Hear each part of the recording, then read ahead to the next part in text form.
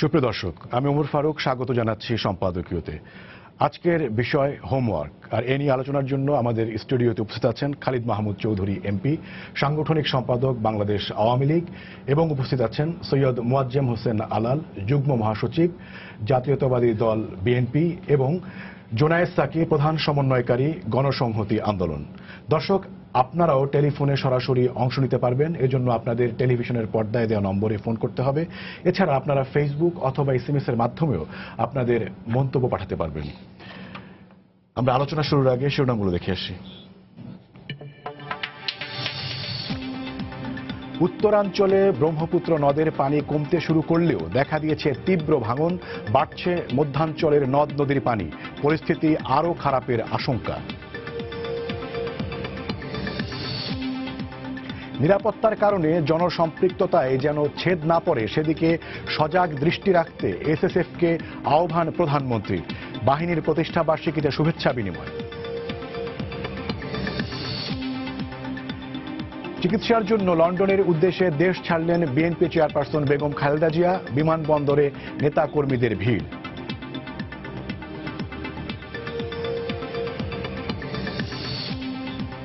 ক্যাম্পাসে স্কুল ছাত্রীকে যৌন হয়রানির অভিযোগে সিলেট শাহজালাল বিশ্ববিদ্যালয়ের 4 ছাত্র সাময়িক বহিষ্কার, সতর্ক করা হলো ছাত্রলীগ সভাপতিকে।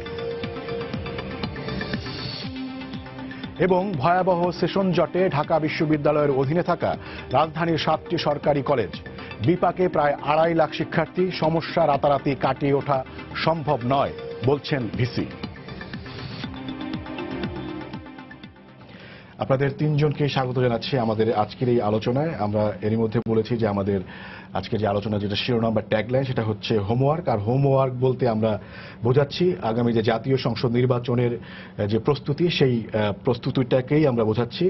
তবে আমরা একটু ভিন্ন আঙ্গিকে বা অন্যরকম করে আমরা আলোচনাটা শুরু করতে চাই, এবং সেটাই হচ্ছে যে আমরা তিনজনের কাছেই প্রথমে অভিন্ন প্রশ্ন রাখতে চাই, এবং যার যার জায়গা থেকেই আপনার উত্তরটা দিবেন। আমি প্রথমেই বাংলাদেশ আওয়ামী লীগের সাংগঠনিক সম্পাদক জনাব খালিদ মাহমুদ চৌধুরী, আপনার কাছে যে প্রশ্নটা আমি রাখতে চাই সেটা হচ্ছে যে নির্বাচনে নিশ্চয়ই মানে প্রতিপক্ষ বা প্রতিদ্বন্দ্বী দলকে বোঝাটাও একটা হোমওয়ার্কের অংশ।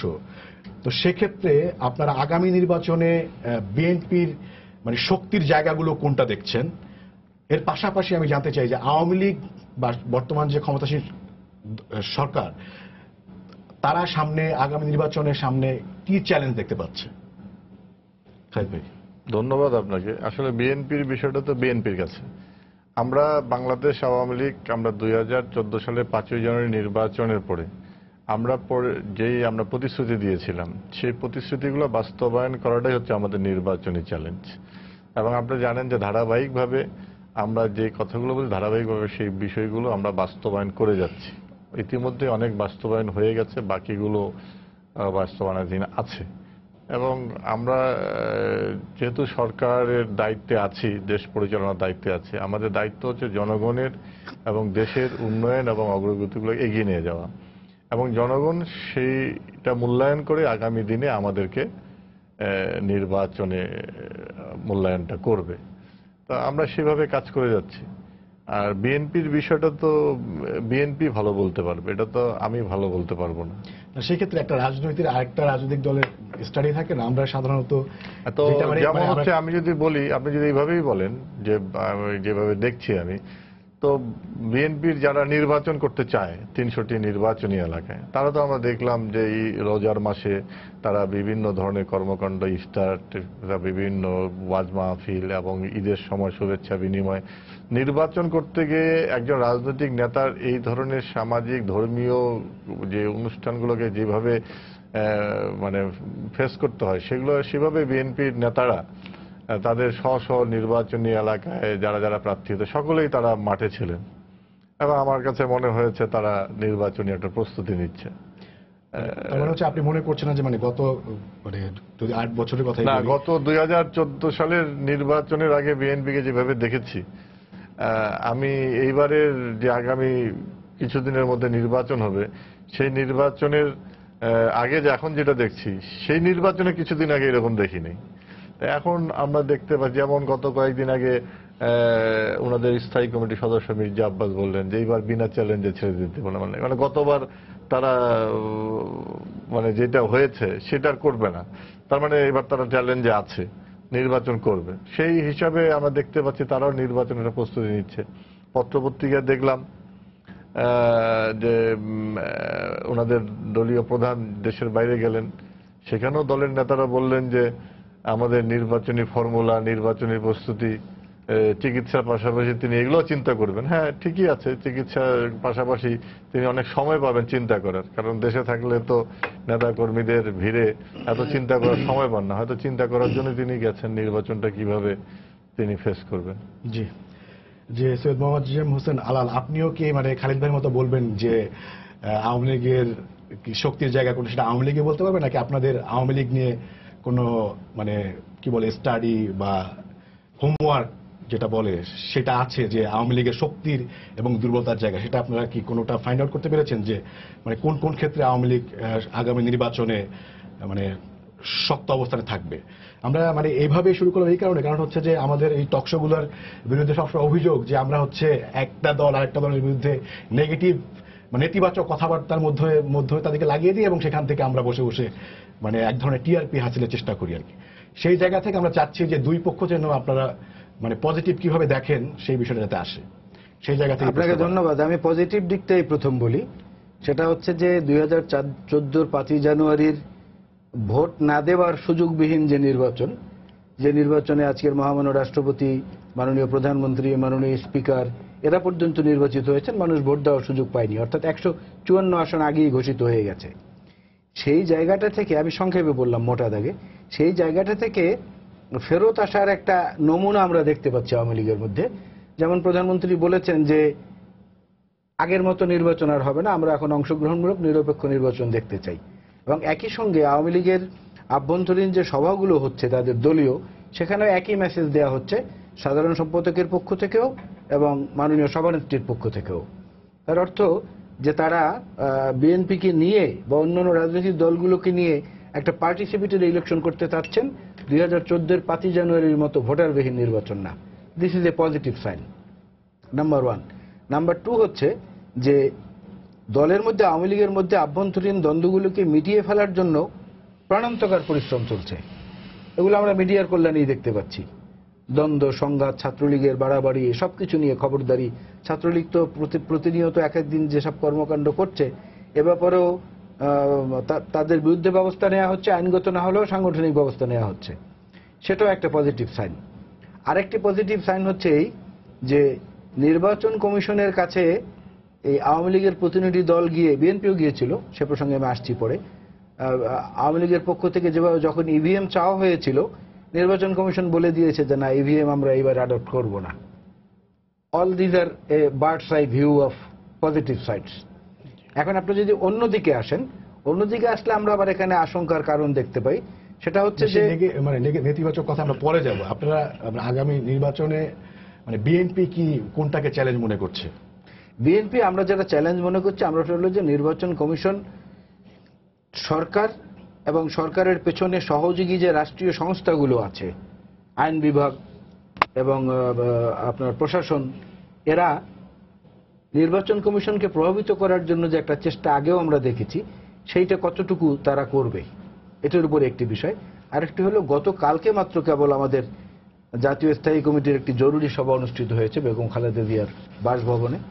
সেখানে একটা পয়েন্ট খুব পরিষ্কারভাবে বলা হয়েছে যে আজকের যিনি প্রধানমন্ত্রী আছেন এই দেশের, উনি প্রধানমন্ত্রী থাকলে, উনি প্রধানমন্ত্রী ঠিক এই ক্ষমতা নিয়ে বহাল থাকলে সেই নির্বাচন পার্টিসিপেটরি হবে না এবং সেই নির্বাচনে বিএনপি যাবে না।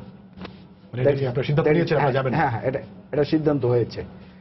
সহায়ক সরকারের নামে যে প্রস্তাবনাগুলো আমরা দেব, সেই প্রস্তাবনার মধ্যে পজিটিভ সাইড থাকবে। বর্তমান সংবিধান অনুযায়ী নির্বাচন কমিশনকে নিরপেক্ষ করা যাবে, সরকারকেও নিরপেক্ষ জায়গায় রাখা যাবে। সহায়ক সরকারটা কি আপনার তত্ত্বাবধায়ক সরকারের এই নতুন নাম? না, তত্ত্বাবধায়ক সরকারের নতুন নাম না। আপনি যেভাবেই দেখেন, এটা যেভাবেই হোক, এটা একটা নতুন সংস্করণ আপনি বলতে পারেন। চিন্তাভাবনার মধ্যে নিরপেক্ষতার প্রত্যাশা রয়েছে, কিন্তু নামের দিক থেকে হয়তো ভিন্ন এটা। এবং আরেকটা হচ্ছে যে আমরা সেই জায়গাটায় চেষ্টা করছি যে কিছু আইন পরিবর্তনের চেষ্টা করছে নির্বাচন কমিশন, যেটা আমাদের কাছে খবর আছে, সেটা না হয়।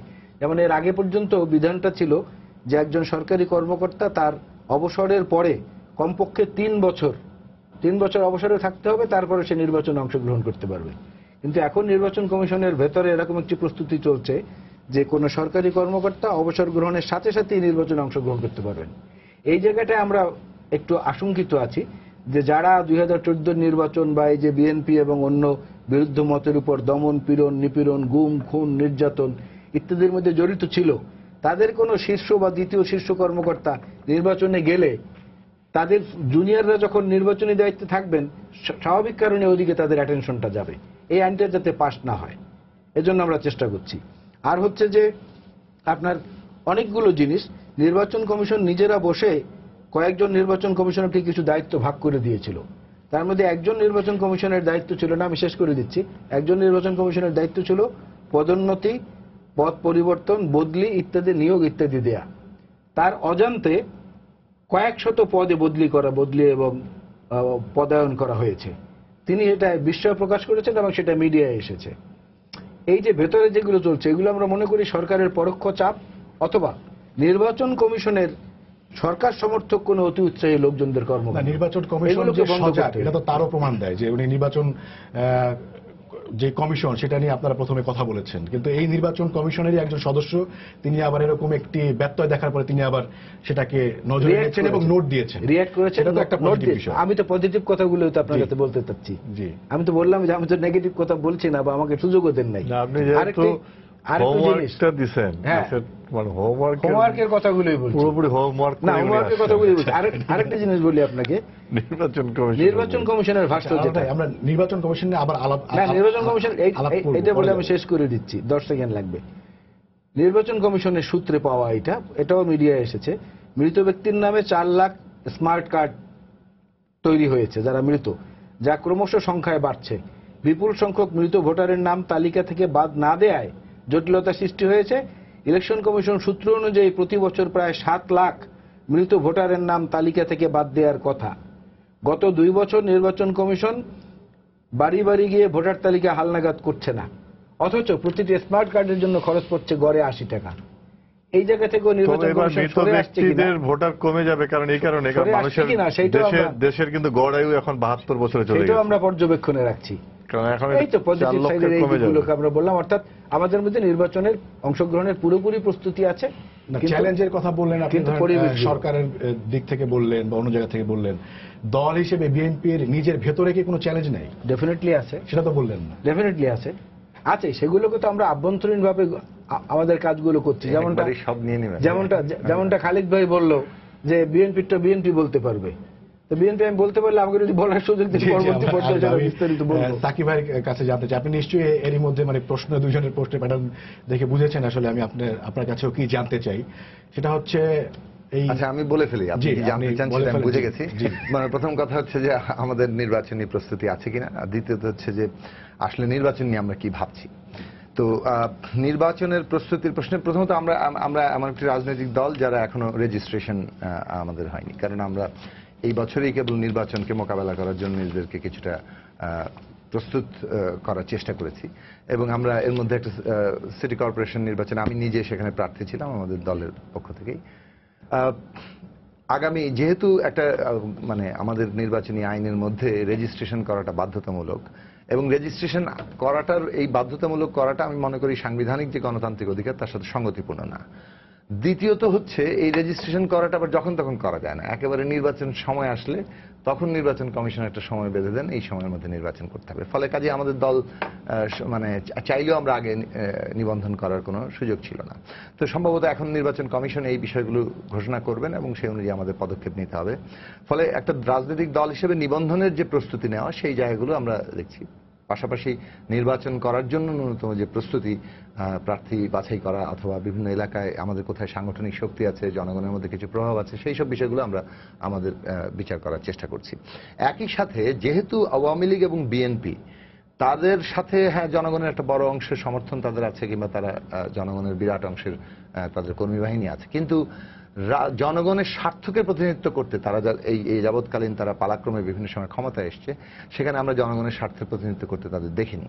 ফলে জনগণের কিন্তু তাদের সাথে নিরুপায় হয়ে তাদের সাথে আছেন বটে, কিন্তু তারা যে তাদের স্বার্থের প্রতিনিধিত্ব করবেন না এ বিষয়ে একটা মানে জায়গা তাদের মধ্যে আছে, অর্থাৎ একটা হতাশা আছে। ফলে বাংলাদেশে জনগণের স্বার্থের প্রতিনিধিত্ব করা রাজনৈতিক দলগুলো দলের না আমি এক সেকেন্ড, আপনি বলেন নিরুপায়ের একটা ব্যাখ্যা দিয়েন। আচ্ছা, সেটা দিব আর কি।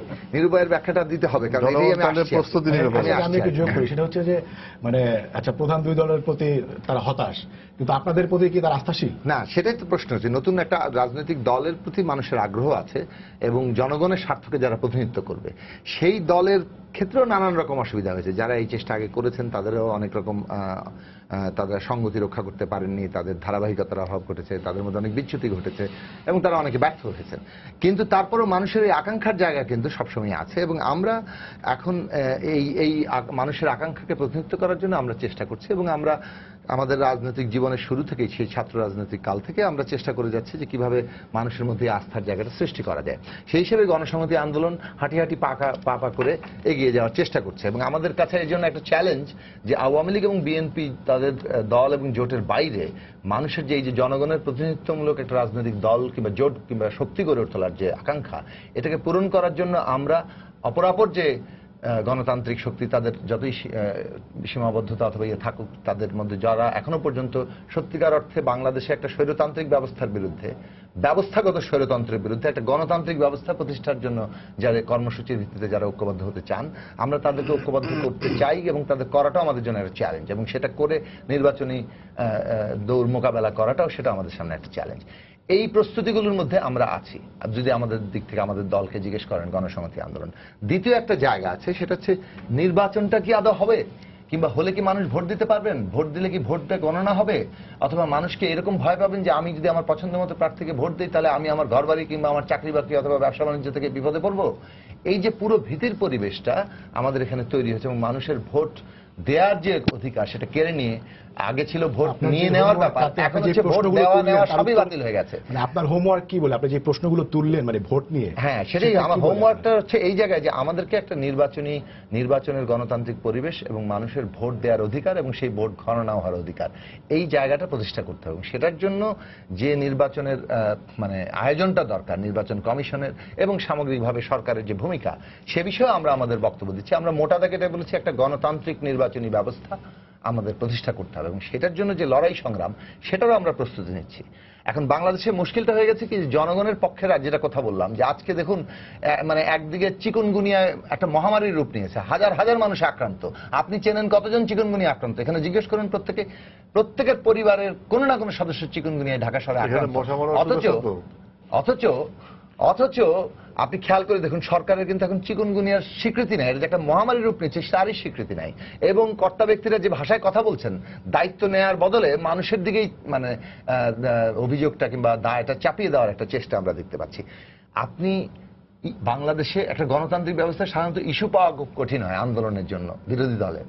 আমাদের এখানে এত প্রতিদিন ইস্যু তৈরি হয় যে আমরা ইস্যুর পেছনে দৌড়াতে দৌড়াতে আমাদের ঠিক একটা ধারাবাহিক কোনো একটা বিষয় নিয়ে সংগ্রাম করে সেটাকে দাবি আদায় করে প্রতিষ্ঠা করা খুব কঠিন হয়ে যাচ্ছে। এখন মুশকিলটা হচ্ছে যে আওয়ামী লীগের সুবিধার কথা বললেন, তবে একবার বলি আওয়ামী লীগের একটা সুবিধা হচ্ছে যে বিরোধী রাজনৈতিক প্রধান শক্তি হিসেবে বিএনপি, তাদের উপর নির্যাতন নিপীড়ন আছে, এটা বাস্তব সত্য। কিন্তু তারা এই পরিস্থিতিটা মোকাবেলা করা এবং জনগণের স্বার্থ নিয়ে যে আন্দোলন সংগ্রাম গড়ে তোলা, সেই জায়গায় তাদের ব্যর্থতা প্রচুর। কাজেই আওয়ামী লীগ এই বিরাট একটা সুবিধার জায়গায় আছে। আমরা যে আন্দোলন সংগ্রাম করছি, যেহেতু আরেকটা আওয়ামী লীগের বড় সুবিধার জায়গা হচ্ছে সমস্ত রাষ্ট্রযন্ত্রের উপরে অদৃষ্টপূর্বভাবে যেভাবে তারা তাদের কর্তৃত্ব কায়েম করতে পেরেছে এবং আন্তর্জাতিক কতগুলো সমীকরণের সুবিধা এবং স্থানীয় কতগুলো সমীকরণের সুবিধার ভিত্তিতে আওয়ামী লীগ যেরকম একটা জায়গা করেছে, এর ফলে আবার কিন্তু আরেকটা বড় প্রবলেম হয়েছে। যে কোনো রকম আন্দোলন সংগ্রাম করা এবং সেই আন্দোলন সংগ্রামের এই ভয়েসটাকে যে গুরুত্ব দেওয়ার প্রশ্ন সরকার সবসময় থাকে, সেটা দেয় না। আওয়ামী লীগ যেহেতু নির্বাচনের পরোয়া করে না, ভোটের ব্যাপার নিয়ে তাদের একটা কনফিডেন্স আছে, তারা ভোট জিতে যেতে পারবে, সে কারণে অনেকগুলো ইস্যুতে আন্দোলন জনগণের ভয়েসকেও তারা গুরুত্ব দেয় না এবং আন্দোলনের সাফল্য অর্জিত না হওয়ার ফলেও মানুষের মধ্যে একটা হতাশা কাজ করে। ধরুন সুন্দরবনের কথা, এই নিয়ে যে সারা দেশের মানুষের যে আন্দোলন তৈরি হলো, হ্যাঁ 95% মানুষের আন্দোলন, আওয়ামী লীগ যদি নির্বাচনকে যথার্থ অর্থে ফেস করতে হতো, আওয়ামী লীগ সুন্দরবনে রামপাল করতে যেত না। কারণ এই একটা ইস্যুর কারণে আওয়ামী লীগ হেরে যাবে, কিন্তু তাদের কনফিডেন্স হচ্ছে নির্বাচনকে তারা ম্যানিপুলেট করতে পারবে, সুতরাং দে ডোন্ট কেয়ার। এই জায়গাটা দেখেন বিএনপির শক্তি তো হচ্ছে অ্যান্টি আওয়ামী লীগ, মানে প্রথমত সরকারের বিরোধী সমস্ত ক্ষোভটাই এখন যেহেতু প্রধান বড় শক্তির পকেটে যায়, এটা সাধারণ অঙ্কের হিসাবে গাণিতিক হিসাব আছে, বিরোধী সরকারের বিরুদ্ধে ক্ষোভ হলে তারপরে কাকে জেতানো যায়, যে জিততে পারার সম্ভাবনা বেশি তার পকেটে চলে যায়। এই জায়গাটা আমাদেরকে ওই স্বৈরতান্ত্রিক ব্যবস্থার মানে একটা একই বৃত্তের মধ্যে ফেলে দিয়েছে, কিন্তু আপাতত বিএনপি সেই সুবিধার মধ্যে আছে, তাতে কোনো সন্দেহ নাই। কিন্তু যদি যথার্থ অর্থে আমরা মনে করি যে রাজনৈতিক শক্তি গড়ে উঠে জনগণকে যারা স্বার্থের প্রতিনিধিত্ব করতে পারেন, তাহলে জনগণ এই অবস্থা থেকে বদলাবেন। তো আমি দর্শক আছে, আমি একটা প্রশ্ন গেছি, তারপর আমি কথা বলবো। দর্শক আপনার পরিচয় দিয়ে প্রশ্ন করুন। সবই তো বলবেন। আমি জনাব সৈয়দ মোয়াজ্জেম হোসেন আলাল, যুগ্ম মহাসচিব জাতীয়তাবাদী দল, ওনার কাছে বিনয়ের সাথে একটা প্রশ্ন করছি যে যখন 94, 95, 96 সালে আওয়ামী লীগ রাজপথে নিরপেক্ষ এবং তত্ত্বাবধায়ক সরকারের দাবিতে রাজপথে ছিল, তখন তৎকালীন এই বিএনপি সংসদে ছিল, রাষ্ট্রীয় ক্ষমতায় ছিল, তখন তৎকালীন প্রধানমন্ত্রী বর্তমান বিএনপি চেয়ারপারসন উনি বলেছিলেন যে একমাত্র পাগল আর শিশু ছাড়া কেউ নিরপেক্ষ হয় না। কথাটি মোয়াজ্জেম হোসেন আলাল সাহেবের মনে আছে নিশ্চয়ই।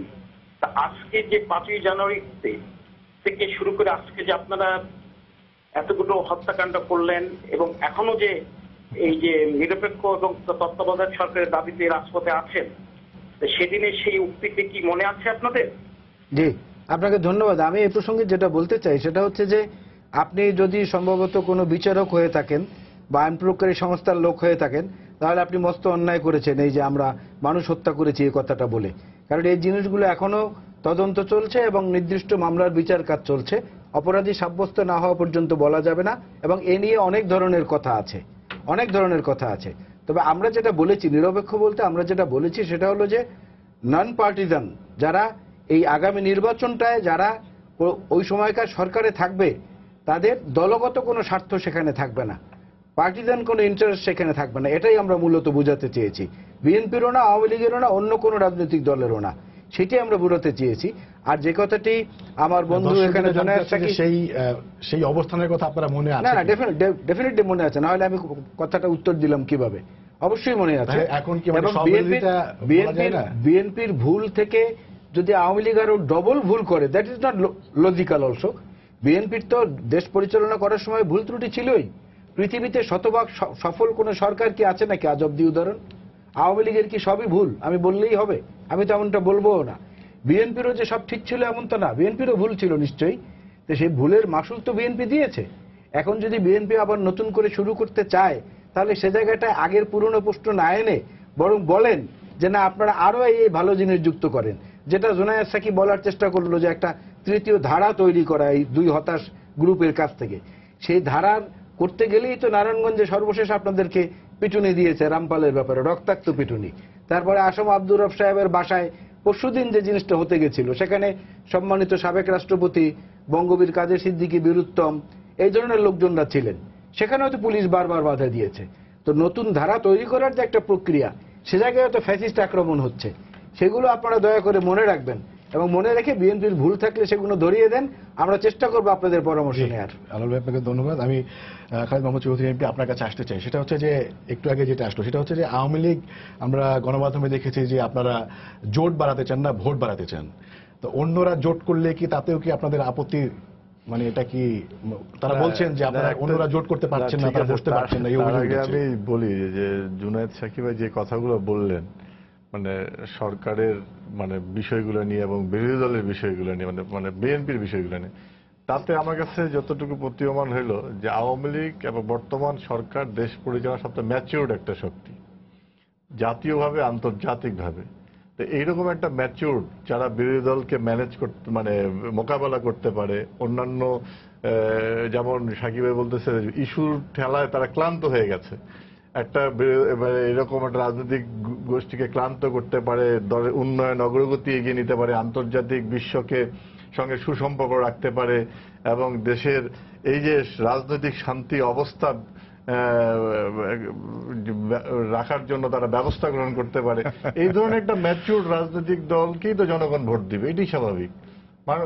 আপনি জনগণের আপনার পার ক্যাপিটাল ইনকাম বেড়ে গেছে, মানুষ যখন কর্মসংস্থান আছে, মানুষের এখন আপনি দেখেন যে এত কিছু হয়ে যাচ্ছে, আপনি এই যে চালের দাম বেড়ে গেল, চালের দাম বেড়ে গেল, আমরা তো দেখলাম বাংলাদেশে কোনো রাজনৈতিক দল কোনো প্ল্যাটফর্ম থেকে খেত মজুর বলে আগে তো একটুকু 1 টাকা বাড়লে সারা দেশের জেলা প্রশাসকের অফিস ঘেরা হতো যে চালের দাম বাড়লো কেন, সারের দাম বাড়লো কেন।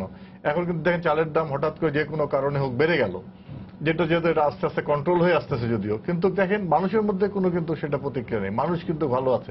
বাংলাদেশের ইতিহাসে বাংলাদেশে এইবারকার মতো যে ঈদ উল ফিতর যেটা উদযাপন হলো, এত আনন্দ ঘন পরিবেশে কখনো ঈদ উল ফিতর হয় নাই। তাহলে এই আনন্দ মানুষের কোথা থেকে আসে? মানুষ যদি কষ্টে থাকবে, এই যে বললেন যে সমস্যা ছিল, হাওড়ে তো সমস্যা, এটা তো প্রাকৃতিক সমস্যা না, প্রাকৃতিক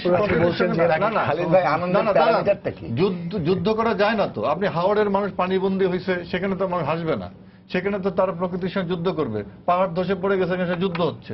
আপনার ঘূর্ণিঝড়ে সেখানে মানুষের ক্ষয়ক্ষতি হয়েছে, সেটা তো ঠিকই আছে। আমি যে এর বাইরের কথা বলবো, যেমন বলেন যে আপনারা বললেন যে কি সুন্দরবনে রামপালের কথা বলে 95% মানুষ হচ্ছে তাদের পক্ষে। আবার তিনিই বললেন যে দেখেন আমরা কিন্তু নির্বাচন করার মতো দলের অবস্থা তৈরি করতে পারিনি। আবার 95% মানুষের দায়িত্ব নিয়ে নিচ্ছেন। যে এই যে বিষয়গুলো রাজনৈতিক বক্তব্য দিয়ে যেটা দিলেন উনি, তাতে তো মনে হলো যে জনগণের কল্যাণের জন্য, দেশের কল্যাণের জন্য আওয়ামী লীগেরই ক্ষমতা থাকা দরকার। কাজে এটাই হচ্ছে বিষয়। আর আপনি যেটা বললেন যে জোট করতে বাধা দিচ্ছে, জোটের ব্যাপার, দেখেন আমরা জোটের ব্যাপারে কথা কোনো বাধা দেই নাই। গত পরশুদিনকে মনে হয় আসাম আব্দুবের বাসায় যেটা আপনি বলতে যাচ্ছেন আর কি, সেটা হচ্ছে যে সেখানে গিয়েছিল আপনার বি চৌধুরী। মজ্জামা আলাল ভাই খুব সুন্দর করে বললেন যে মহামান্য সাবেক রাষ্ট্রপতি, কিন্তু সে রাষ্ট্রপতির চেয়ার থেকে ছাড়ার পরে আমরা রেল লাইন দিয়ে তাকে দৌড়ে, তখন কিন্তু বিএনপি ক্ষমতায় ছিল, তখন কিন্তু মহামান্য রাষ্ট্রপতির কিন্তু মান সম্মান দেখা হয়নি। যে বি চৌধুরী যখন রেল লাইন দিয়ে দৌড়াইলো, তখন কিন্তু বিএনপি বলে নাই যে উনি মহামান্য রাষ্ট্রপতি। এই জন্য আপনারা অপমান করেন না, মহামান্য রাষ্ট্রপতি আমরা অপমান করি না। আপনি আসতেছি এই প্রসঙ্গে, আপনার হচ্ছে এই যে আপনার সেখানে হলো, আপনি দেখেন গত কয়েকদিন আগে ফরাদ মাজার হঠাৎ করেই আপনার পাওয়া গেল না। সম্পূর্ণ রাজনৈতিক দল সব বিভিন্ন জায়গাতে আমরাও করেছি যে এরকম একজন মানুষ হঠাৎ করে নিরুদ্দেশ হয়ে গেল, কোথায় গেল, গুম হয়ে গেল, অমুক হয়ে গেল। এখন এই যে বিষয়টা, সেখানে আইন শৃঙ্খলা রক্ষাকারী বাহিনীর একটা দায়িত্ব আছে। আমি তো মনে করি সেই দায়িত্বটা পালন করেছে, যে সেখানে গেছে। আমি তো শুনি না যেখানে হামলা হয়েছে। এখন রাজনৈতিক গুরুত্ব বাড়ানোর জন্য যেমন পুলিশের উপর দায়িত্ব চাপিয়ে দিয়ে হামলা হয়েছে, করতে দেওয়া হয়নি। আমি তো পত্রিকায় যেটা দেখলাম, রাত্রে 11:30টার সময় বাসা থেকে বেরিয়ে এসেছে, অথচ গেছে সন্ধ্যার পরে। আবার কয়েকজনকে দেখলেন ঢোকার সময় মুখ লুকাচ্ছে, টেলিভিশনে দেখেছি আমি। যদি আপনি একটা এরকম একটা সুন্দর ইয়েতে যাবেন, তাহলে টেলিভিশন গেছে, আপনারা গণ্যমান্য ব্যক্তি, আপনারা একটা বাসায় যাচ্ছেন, রাজনৈতিক দলের নেতার বাসায়, সেখানে আপনার হাত দিয়ে মুখ লুকানো তো কিছু নেই আছে। আমি যখন সময় টিভিতে আসি, আমি মুখ লুকাবো না, তা মুখ লুকাচ্ছে। কাজে আইন শৃঙ্খলা রক্ষাকারী বাহিনী সব দিকে নজরদারি রাখতে হয়। কারণ ওইখানেও যদি একটা ইনসিডেন্ট ঘটে যেত, তাহলে কিন্তু পরের দিন বলতো যে আসম আব্দুর রবের মতো এরকম একজন মুক্তিযোদ্ধা পুলিশ নিরাপত্তা দিতে গিয়েছে, সেটা আপনি বলছেন। পরের দিনই বলতো যে এই ঘটনাটা, মানে আপনি বলতে চাচ্ছেন যে ওই সভাকে নিরাপত্তা দিতে পুলিশ সেখানে আমার গিয়েছে। কাছে মনে হয়, কারণ এরকম কোনো ঘটনা ঘটে নাই যেটা আমি পুলিশের উপর ব্লেম দিতে পারি, এরকম কোনো ঘটনা ঘটে নেই। কাজেই জোট করার ক্ষেত্রে বাধ্য।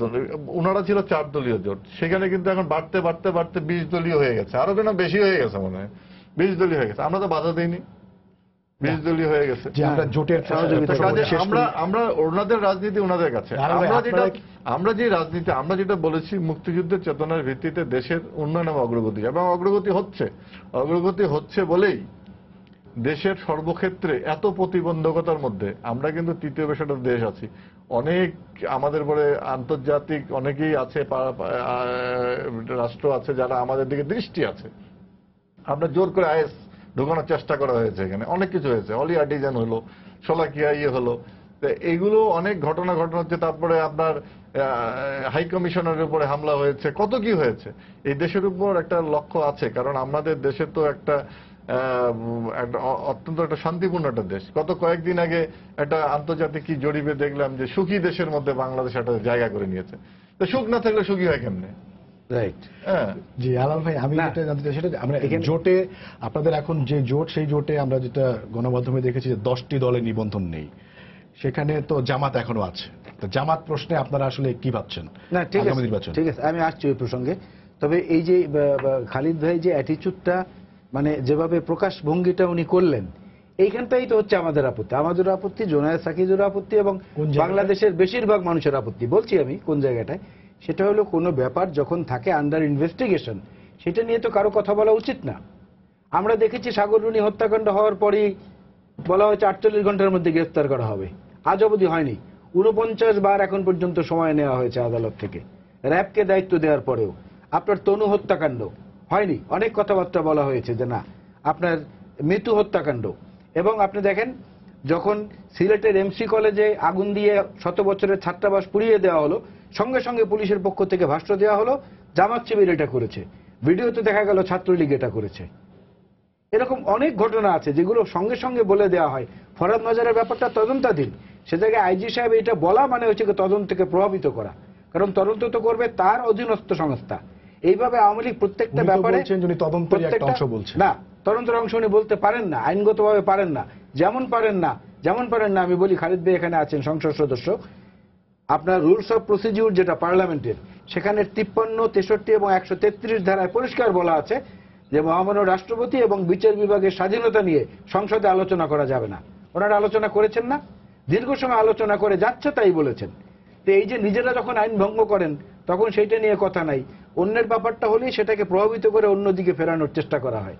এইটা ঠিক না, এই অ্যাটিটিউডটা ঠিক না শাসক দলের পক্ষ থেকে। আর আপনি যেটা বলেছেন যে ওই যে পার ক্যাপিটা ইনকামের কথা বলেছে, জিডিপির কথা বলেছে, এগুলো মানুষ বোঝে না। সাস্টেনেবল ডেভেলপমেন্ট যেটা, টেকসই উন্নয়ন, উন্নয়নের কথা বলে তো শুধু বাজেট বাড়ানো হচ্ছে। 8,000 কোটির টাকাটা 30,000 কোটি টাকা, 800 কোটির টাকা 800 কোটির টাকাটা গিয়ে 2,000 কোটি টাকা, এই তো আমরা দেখতেছি বিলম্ব হচ্ছে এবং বাজেট বাড়ছে সেখানে। আজকে দেখলাম কুইক রেন্টাল পাওয়ারগুলির ওখান থেকে রেন্টাল পাওয়ার এস্টাবলিশ না করেই সেখান থেকে সরকারের যে সুবিধা, এখন অবধি সেখানে নিয়েছে প্রায় 50,000 কোটি টাকার উপর এখন পর্যন্ত তারা সুবিধা নিয়ে নিয়েছে। এই যে বিষয়গুলো, এগুলো তো উন্নয়নের লক্ষণ বহন করে না। এসডিজির বজন, ইন্টারন্যাশনাল ইকোনমিক ফোরামের যে সর্বশেষ তথ্য সাস্টেনেবল ডেভেলপমেন্ট অর্থাৎ টেকসই উন্নয়নের, সেই টেকসই উন্নয়নে বাংলাদেশ 2 ধাপ পিছিয়েছে। এবং তার চেয়েও দুঃখজনক হলো, উন্নয়নের কথা ওনারা বলেন, কাজ কিছু হয়েছে এটা ঠিক, কিন্তু সেই টেকসই উন্নয়নের দিক থেকে এমনভাবে পিছিয়েছে যে দক্ষিণ এশিয়ায় আমাদের পরে হলো শুধু আফগানিস্তান এবং পাকিস্তান। আমরা নেপাল ভুটানের চেয়েও পেছনে। সাস্টেনেবল ডেভেলপমেন্ট, এমডিজি কিন্তু ভিন্ন জিনিস, এসডিজি ভিন্ন জিনিস। এজন্য আমি বললাম টেকসই উন্নয়ন, কারণ মানুষ ওই পার ক্যাপিটা ইনকাম ওইটা বোঝে না। মানুষ বোঝে চালের দাম কত, মানুষ বোঝে রিলিফের 3170 বস্তা চাল পাওয়া যায় ইউনিয়ন পরিষদের চেয়ারম্যান আওয়ামী লীগের সভাপতির ওয়ারহাউসে, আর তারা গিয়ে রিলিফ পান না। মানুষ বোঝে এইগুলো। তো সেই জায়গায় এই যে অব্যবস্থাপনা, সুশাসন, এইটা দিতে এই সরকার ব্যর্থ হয়েছে। শুধু উন্নয়ন দিয়ে মানুষের মন কাড়া যায় না। আপনি একজনকে সারাক্ষণ পেটাবেন, কথা বলতে দেবেন না, অত্যাচার করবেন, আর তাকে প্লেটে করে ভাত দিয়ে দিবেন, ওই ভাত কিন্তু তার মুখ থেকে যায় না। এই জিনিসটা মনে রাখতে হবে। সুশাসনের ক্ষেত্রে আওয়ামী লীগ চরমভাবে ব্যর্থ হয়েছে। আর জোটের প্রসঙ্গে আপনি যেটা বলেছেন, সেই জোটের আগে একটি কথা আমি মাঝখানে যোগ করে নিতে চাই ছোট্ট 10 সেকেন্ডে। জাতিসংঘের মানবাধিকার সনদ যেটা, যেহেতু জাতিসংঘের মানবাধিকার সনদে স্বাক্ষরকারী একটি দেশ বাংলাদেশ, এবং মুক্তিযুদ্ধের চেতনা এবং সবচেয়ে প্রাচীন রাজনৈতিক দল এখন বাংলাদেশের শক্তিশালী রাজনৈতিক দল হচ্ছে আওয়ামী লীগ। সে তুলনায় তো বিএনপি অনেক তরুণ তাদের তুলনায় বয়সে। জাতিসংঘের মানবাধিকার সনদে স্বাক্ষরে বাংলাদেশ করেছে, সেখানে সুস্পষ্টভাবে বলা হয়েছে শুধু বিধি অনুসারে নির্বাচন অনুষ্ঠান করা এবং ফলাফল ঘোষণা করা, এটাকে সুষ্ঠু নির্বাচন বলে না। সুষ্ঠু নির্বাচনের মূল শর্ত হচ্ছে সেই নির্বাচন যে নির্বাচনে হেরে যাওয়া দল এবং প্রার্থীরা নির্বাচনী প্রক্রিয়ায় অংশগ্রহণে উৎসাহী থাকে। এখন পর্যন্ত কি সেই উৎসাহটা তৈরি করতে পেরেছে আওয়ামী লীগ, সে পরিবেশ দিতে পেরেছে? এই প্রশ্নটা আমার থাকলো। আর জোটের প্রসঙ্গে আমার যেটা বক্তব্য সেটা হচ্ছে যে জোট তো আওয়ামী লীগের সঙ্গে সাইলেন্ট জোট হয়ে রয়েছে হেফাজতের সঙ্গে। আমরা জলিল সাহেব যখন সাধারণ সম্পাদক ছিল তখন দেখেছি ধর্মনিরপেক্ষতার নামে গলা ফাটিয়ে চিৎকার করা আওয়ামী লীগ 5 দফা চুক্তি করেছিল তো আপনাদের সাথেই ছিল। খেলাফত মজলিসের সঙ্গে, সেটা বলবে উনি যখন আসবে, বা আপনি যদি ওনার পক্ষ নেন আপনি বলবেন পরে। হচ্ছে যে মানে হেফাজত তো আপনাদের সাথে না, হেফাজত কারোর সঙ্গে ছিল না, হেফাজত সবসময় আগাগোড়া সাপোর্ট দিয়েছিলেন। আমরা সাপোর্ট দিয়েছি, দ্যাট ইজ ট্রু। আপনারা যাদেরকে সাপোর্ট দিলেন তারা চলে গেল হচ্ছে না, না, আমি চলে গেছি, আমি চলে গেছে বলিনি তো। সেই ক্ষেত্রেও কি আপনাদের মানে আমি চলে গেছে তো বলিনি, আমি বললাম যে সেইখানেও তাদের একটা লিয়াজও আছে, সেইখানেও তাদের লিয়াজও আছে। আমাদের সঙ্গে ক্ষেত্রে সফল হয়েছে, ডেফিনেটলি আওয়ামী লীগ সফল হয়েছে। আওয়ামী লীগ জলিল সাহেবের সময় খেলাফত মজলিসের সঙ্গে 5 দফা চুক্তি করেছিল। সেখানে এমন কথাও ছিল ধর্মনিরপেক্ষতার আওয়ামী লীগের যে কোরআন সুন্নাহ বিরোধী কোনো আইন হবে না এবং ফতোয়া দিতে পারবে হুজুররা, ইতিহাস কিন্তু আমরা অল্প ফতোয়া সময়ে দিতে শেষ করতে পারবে। পারবো না। এই স্ববিরোধী চরিত্রের মধ্য থেকে জোট বাড়ানো না বাড়ানো কিংবা গোপনে লিয়াজও রাখা, এই সুযোগটা তো তাদের বেশি, আমাদের তো অতটা নাই। আমরা তো বসতে গেলে রবের বাসার মতো পিটিয়ে সেখান থেকে বা বাধা দিয়ে। আমি শুধু জানি জামাত কি থাকছে আপনাদের সাথে, নাকি আপনারা জামাত ত্যাগ করবেন? না, জামাত কারোর সঙ্গে থাকছে না, আপনাদের সাথে থাকছে জামাত কারোর সঙ্গে থাকছে না। জামাতের সর্বশেষ স্ট্যান্ড যেটা, তারা ইন্ডিভিজুয়াল নির্বাচন করবে, যতটুকু আমি জানি তারা ইন্ডিভিজুয়াল নির্বাচন করবে, ইন্ডিভিজুয়াল মার্কায়। তবে এমনটা হতে পারে যে বিএনপির প্রার্থীরা যেখানে থাকবে সেখানে জামাত হয়তো কনসিডার করবে, স্বতন্ত্র নির্বাচন করবে তারা। স্বতন্ত্র নির্বাচন করতে তো নিবন্ধন লাগে না, সেখানে হয়তো বিএনপিকে তারা সাপোর্ট দিবে। প্রশ্ন নিয়ে আসি, দর্শক আপনার পরিচয় দিয়ে প্রশ্ন করুন। আসসালামু আলাইকুম, শাহাবুদ্দিন খুলনা থেকে বলছি। জি, খালিদ মাহমুদ সাহেবের কাছে আমার একটা প্রশ্ন, দুইটা প্রশ্ন করবে। একটা হচ্ছে যে উনি যে বললেন যে অনেক বেশি চালের দাম বাড়ার পরেও মানুষ কোনো প্রতিবাদ করতেছে না, আর আগে ডিসি অফিস বিভিন্ন অফিস ঘেরাও করতো। আসলে বাস্তবতাটা এমন কি না যে প্রতিবাদ করে কোনো লাভ হচ্ছে না, কিংবা প্রতিবাদ করতে যে মাইর খাওয়ার ভয় আছে যে কারণে মানুষ প্রতিবাদ করতেছে না? এক। দ্বিতীয় কথা হচ্ছে নির্বাচন প্রসঙ্গে সমস্ত বিরোধী দল বারবার ভাবে যেটা বলতে চাচ্ছে যে কোনো সহায়ক সরকার হোক, তত্ত্বাবধায়ক সরকার হোক, আপনারা এটা গুরুত্ব না দিয়ে একই দৃষ্টিতে মানুষকে দৃষ্টি আকর্ষণ করার চেষ্টা করতেছেন যে প্রধানমন্ত্রী ক্ষমতায় থাকবে, আমরা সাংবিধানিকভাবে এই আইন পাস করেছেন তো আপনাদের এই 5 জানুয়ারির বিতর্কিত নির্বাচনের সংসদে। তাইলে আপনারা কেন একটা নিরপেক্ষ খেলায় নিরপেক্ষ আম্পায়ার নিয়োগ করতে এত বেশি ভয় পাচ্ছেন? ধন্যবাদ। আমার প্রশ্নটার উত্তর সাকিব ভাইয়ের কাছ থেকে আপনাকে বলে দিই। সেটা হচ্ছে যে বাংলাদেশের মানুষের পার ক্যাপিটাল ইনকাম বেড়ে গেছে, মানুষ ভালো আছে। যেটা হচ্ছে মানুষ, সরকার যেটা বলেছিল যে এই যে চালের দামটা বেড়ে গেছে এটা হচ্ছে সাময়িক, এবং সরকার ইতিমধ্যে সেটা নিয়ন্ত্রণ করতে পেরেছে এবং নিয়ন্ত্রণে চলে আসছে। সেই জন্য জনগণ সরকারের প্রতি আস্থা রাখতে পেরেছিল, এবং সেই কারণেই অনেক রাজনৈতিক দল অনেক কিছু চেষ্টা করেছে। প্রত্যেকদিন ইফতারকে সামনে রেখে এই বিষয়ে অনেক ধরনের উস্কানি দেওয়া হয়েছে, কিন্তু জনগণ সেখানে সাড়া দেয়নি। আমি সেই জায়গাটাই বলতে চাচ্ছি। আর 2 নম্বর কথা হচ্ছে যে সাংবিধানিকভাবে বাংলাদেশের যেটা ব্যবস্থা আছে আমরা সেই ব্যবস্থার কথাই বলেছি। এখন নতুন করে এই ধরনের মানে নতুন 5 জানুয়ারি নির্বাচনে সেগুলো আপনি তত্ত্বাবধায়ক সরকার, আবার 5 বছর পর সহায়ক সরকার, এই নির্বাচন চলে যাওয়ার পরে বলবেন যে আপনি অন্তর্বর্তীকালীন সরকার। এই ধরনের বারবার রাজনৈতিক ইস্যু তৈরি করে তো বাংলাদেশকে পিছিয়ে দেওয়া যাবে না। বাংলাদেশ কি একটা শাসনতান্ত্রিক, যেই দেশ মাত্র যুদ্ধের 1 বছরের মধ্যে শাসনতন্ত্র উপহার দিয়েছে, সেই দেশের শাসনতান্ত্রিক ধারাবাহিকতা থাকবে না, থাকবে কোথায়? আমরা সেটাই প্রতিষ্ঠিত করতে চেয়েছি। কাজেই নির্বাচনে যদি আওয়ামী লীগ বর্তমান সরকার ক্ষমতায় থেকে যদি ব্যাপক কারচুপি করে, সেটার জন্য জনগণ আছে। আমরা অতীতে অনেকেই দেখেছি। আর 88 নির্বাচনে এরশাদ সাহেব টিকতে পারে নাই, 15ই ফেব্রুয়ারি নির্বাচনে হচ্ছে বেগম খালেদা জিয়া টিকতে পারে না, জনগণের রোষানলে পড়ে তাকে সরে যেতে হয়েছে। আমরা যদি সেই ধরনের জনগণের চিন্তা চেতনা বা জনগণের বিরুদ্ধ মনোভাব নিয়ে যদি আমরা দেশ পরিচালনা, জনগণ আমাদের পিছনে দাঁড়াতো কই? 93 দিন অবরোধ দিয়েও তো এই সরকারকে হটানো যায় নাই, এবং এত মানুষ হত্যা করতে মানুষ হটানো যায়নি। কাজেই আমাদের প্রতি জনগণের আস্থা আছে। কারণ এই দেশে মুক্তিযুদ্ধের সময় কিন্তু বিরোধী পক্ষ ছিল, রাজাকার আলবদর আলসাম ছিল, এখনো সেটা থাকবে, এই টুকটাক থাকবে। আমরা সেই রাইট পজিশনেই আছি। কোনো জোট করার পরিকল্পনা করছেন নাকি? আসছি আমি সেটার মধ্যে। তার মধ্যে একটু খালিদ ভাইয়ের কয়েকটা কথাকে একটু অবলীলাক্রমে তিনি বলে গেলেন যে অবলীলাক্রমে বলে গেলেন যে আসম আব্দুর রবের বাসায় যে রাজনৈতিক বিভিন্ন নেতৃবৃন্দের একটা দাওয়াত ছিল, সেই দাওয়াতে যারা গিয়েছিলেন তারা সেখানে পুলিশি আসলে বাধার সম্মুখীন হলেন। পুলিশ সরাসরি তাদেরকে বলেছে, সংবাদপত্রের রিপোর্ট এবং যারা ওখানে উপস্থিত ছিলেন তাদের সাথে আমি ফোনে কথা বলে জেনেছি যে তাদেরকে পুলিশ অফিসার এখানে এসে বলেছেন আপনারা এখানে কোনো সভা করতে পারবেন না একাধিকবার। এবং তারা ওখানে বলেছেন যে আমরা আমাদের ড্রয়িং রুমে আমরা বাসায় আমি গেস্ট দাওয়াত করেছি, তারা সভা চা কিন্তু খাচ্ছে, হয়েছে। ওখানে সভা করতে পারবেন না। তো পুলিশ তো এখন মানুষের বাড়ি বাড়ি হানা দিচ্ছে, কার বাড়িতে কে যেতে পারবে সেটা আসলে নিয়ন্ত্রণ করছে। এখন এই নিয়ন্ত্রণ করার পর উনি বলবেন যে এটা আসলে পুলিশের নামে একটা কথা বলে নিজেদের মানুষ যদি বাড়ি বাড়ি অবলীলাক্রমে তাহলে তো মানুষ নিরাপদ বোধ করবে। ভালো তো। না, পুলিশ তো নিরাপত্তার সবসময় প্রতীক নয়। বাংলাদেশে পুলিশ যে সবসময় নিরাপত্তার প্রতীক হিসাবে থাকে তা না, পুলিশের উপস্থিতি মানুষের ভীতির কারণ হয় অনেক সময়। সেই জায়গাটাই আমরা দেখতে পাচ্ছি যে যখন পুলিশের উপস্থিতিতে একটা সভা করা যায় না, পুলিশ এসে সভা করতে মানা করে, তখন বোঝা যাচ্ছে যে আসলে এই কথাটা যে উনি আবার অবলীলাক্রমে ডিফেন্ড করছেন টেলিভিশনে এসে, এটা থেকে বোঝা যায় যে তারা আসলে জনগণের শক্তি কিংবা জনগণের মতামতের উপর নির্ভরশীল নন। এই কথাটাই আমি বলতে চাচ্ছি। অর্থাৎ জনগণ এর দ্বারা কি মনে করবেন এটার উপর যদি ওনার সামান্য তোয়াক্কা থাকতো তাহলে উনি সম্ভবত এইভাবে ডিফেন্ড করতেন না। এই জায়গাটা তৈরি হয়েছে এবং যে কারণে একজন দর্শকও বললেন যে চালের দাম বেড়ে গেল, কিন্তু আসলে তো মানুষ প্রতিবাদ করবে।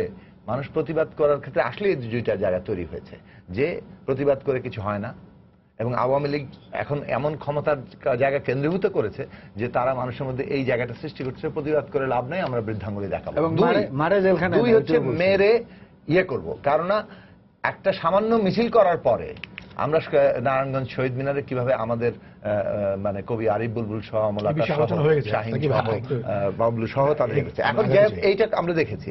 এখন আসুন যে এই জায়গাটা আমি বলতে যাচ্ছিলাম যে ইস্যুর ঠেলায় আমরা মানে যে ক্লান্ত হয়ে যাচ্ছি, উনি এই কথাটা বলেছেন। এইটা আসলে এটা কি মানে একটা গণতান্ত্রিক সরকার থাকলে সরকারের সবকিছুতে মানে খুব ভালো নিয়ন্ত্রণ আছে না, সরকার একটা প্রবল মানে কি বলবো যেটা প্রায় ফ্যাসিবাদী কায়দায় তার রাষ্ট্রযন্ত্র রাষ্ট্র সরকার দল একাকার হয়ে গিয়ে তারা যেভাবে পুরো জিনিসটার উপর নিয়ন্ত্রণ কায়েম করেছেন, এর ফলে জনগণ ক্ষমতাহীন হয়েছে। সমস্ত রাজনৈতিক অধিকারগুলো এখানে নানানভাবে খর্ব হয়েছে, সংকুচিত হয়ে গেছে। সেইটার আপাত সুবিধা তারা ভোগ করছেন। এটা চিরস্থায়ী বন্দোবস্ত না, এটা আওয়ামী লীগের জন্য সুখকর না। এটাই আমি শুধু আমরা একদম আরেকটা কথা বলে শেষ করি যে আপনি আমাকে জিজ্ঞেস করেছেন জোট মানে হবে কি হবে না। আমরা তো শুরুতেই বললাম যে আমরা চেষ্টা, আমাদের এখনকার চেষ্টাটিকে আমরা চেষ্টা হচ্ছে যে আওয়ামী লীগ একটা স্বৈরতন্ত্র চালাবে, তার অ্যান্টি ইনকামবেন্সি কিংবা সরকার বিরোধী ক্ষোভ বিএনপির পকেটে যাবে। বিএনপি জনগণের স্বার্থ প্রতিনিধিত্ব করতে পারুক আর না পারুক বিএনপির পকেটে চলে যাচ্ছে। আবার বিএনপি যখন ক্ষমতায় ছিল তার মানে ক্ষোভগুলো সব আওয়ামী লীগের পকেটে গিয়েছিল। এই যে মানে বৃত্ত, এই বৃত্তকে আমাদের ভাঙার জন্যই আমরা জনগণের রাজনৈতিক শক্তি গড়ে তোলার চেষ্টা করছি এবং সেটার অংশ হিসেবেই জনগণের স্বার্থের পক্ষে যারা কাজ করছেন, এটা কেবল মুখের কথা নয়। আমরা আবারও বললাম সিস্টেমিক স্বৈরতন্ত্রের বিরুদ্ধে, ফ্যাসিবাদের বিরুদ্ধে আমাদের গণতান্ত্রিক ব্যবস্থা প্রতিষ্ঠার যে কর্মসূচি, এই যে উনি একজন এমপি, সংবিধানের 70 ধারা থাকলে এক কথা শেষ করি 10 মিনিট, উনি একজন এমপি, জনগণের 10 সেকেন্ড শেষ করি, সংবিধানের 70 ধারা থাকলে জনগণের দ্বারা নির্বাচিত হয়েছেন, যে কনস্টিটিউয়েন্সির দ্বারা নির্বাচিত হয়েছেন, তার পক্ষে কিন্তু উনি ওখানে ভোট দিতে পারেন না। তাহলে এইভাবে গণতান্ত্রিক কাঠামো রেখে যে আমরা তিনজনের কাছে শুনবো, সেই গণতান্ত্রিক ব্যবস্থা প্রতিষ্ঠার কর্মসূচি নিয়ে আমরা 3-4 মিনিট আছে। আমি শেষ যেই প্রসঙ্গে যেতে চাই সেটা হচ্ছে যে প্রতিটা নির্বাচনের আগেই দেখি কোনো কোনো ইস্যু খুব সামনে দাঁড়ায় এবং সেই ইস্যুটা হচ্ছে ভোটারদের মতামত নির্ধারণে ভূমিকা রাখে। যেমন আমরা এই গত নির্বাচন, আগের নির্বাচনে যেটি দেখেছি যে তরুণ প্রজন্মের উপরে বিশাল প্রভাব রেখেছে, যুদ্ধাপরাধীদের বিচারের প্রশ্ন সেটা তাদের উপরে বিশাল একটা ভূমিকা রেখেছে তাদের মতামত দেওয়ার ক্ষেত্রে। আপনারা কি মনে করেন সামনে যে নির্বাচন আসছে তাতে কোন ইস্যুটা সাধারণ মানুষকে তাদের মতামত নির্ধারণে ভূমিকা রাখবে? খুব সংক্ষেপে, আমাদের হাতে খুব বেশি সময়। এটা তো মানুষ, তরুণ প্রজন্মরা সবসময় নজর রাখতেছে, প্রত্যেকটা দলের উপরে নজর আছে, আমরা হোমওয়ার্কের কথা বলছি, নজর রাখতেছে তারা, সেই আমাদের কর্মকাণ্ডগুলো দেখে হবে। এখন দেখেন টক শোতে বসে কে বন্যা দুর্গত মানুষের কথা বলতেছে আর কে বন্যা দুর্গত মানুষের পাশে গিয়ে দাঁড়াচ্ছে, এটাও মানুষ দেখতেছে। এখন তো আমাদের তো টক শো গুলো বা টেলিভিশন চ্যানেলগুলো রাজনৈতিক নেতা থেকে দলগুলোকে কিছুটা অলস করে দিচ্ছে। এই যে আমাদের বন্যা হচ্ছে, কোন রাজনৈতিক দলের নেতারা কিন্তু, আমরা যারা টক শোতে কথা বলি কেউ আমরা যাচ্ছি না বন্যার্থীদের পাশে, আমরা এখানে বসে একদম ভুল কথা, একদম ভুল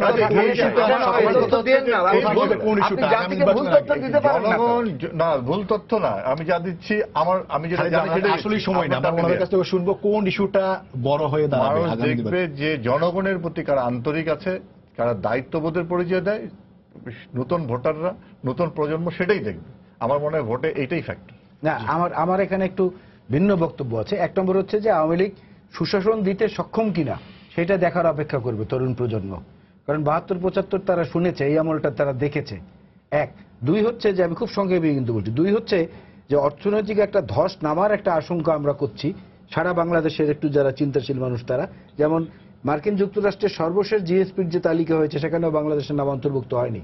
ইউরোপীয় ইউনিয়ন গত পরশুদিন কেবল সিদ্ধান্ত নিয়েছে জুলাই মাসের মধ্যে রেজিস্ট্রেশন কমপ্লিট না করলে সমস্ত বাংলাদেশে কি তারা ফেরত পাঠিয়ে দেবে। মধ্যপ্রাচ্য থেকে 10 লাখ প্রবাসী শ্রমিক ফেরত আসছে না, এটাও তো ইস্যু। শ্রমিক ফেরত আসছে, রেমিটেন্স আয় কমে গেছে, আপনার রপ্তানি আয় কমেছে, 15% ভ্যাট বাতিল হয়েছে। এর মধ্যে বন্যা, চিকুনগুনিয়া এইসব মিলে যে জিনিসটি হয়েছে, রেমিটেন্স কমে গেছে, এটা সরকারের স্বীকৃত সব জিনিসগুলো।